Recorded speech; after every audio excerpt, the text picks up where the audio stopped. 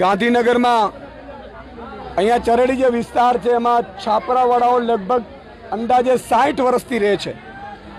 એમને રાતોરાત પાડી દેવાનું, રાત્રે 4 વાગે બુલડોઝર આવીને એમની મકાનો પાડીને સમથળ કરવાનું નક્કી કર્યું છે. મને આમાં શંકા બે પ્રકારની છે. મુખ્યમંત્રી બિલ્ડર છે અને બિલ્ડરોના મિત્રો છે. એટલે કોઈ બિલ્ડરની નજર આ જમીન ઉપર પડી છે.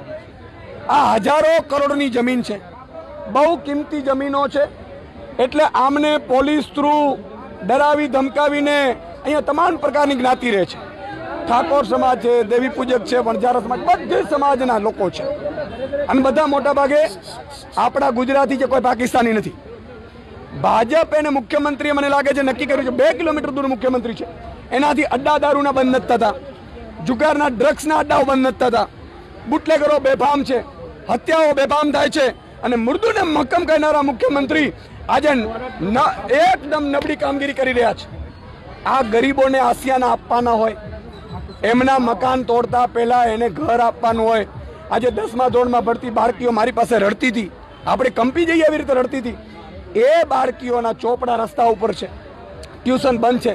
સરકારનું કામ બેટી બચાવો બેટી પઢાવોનો છે, બાળકોને આપવાના છે, એને ઘર આપવાનો છે અને ટ્યુશનની વ્યવસ્થા કરવાની છે. એની જગ્યાએ સરકાર એને તોડી રહી છે.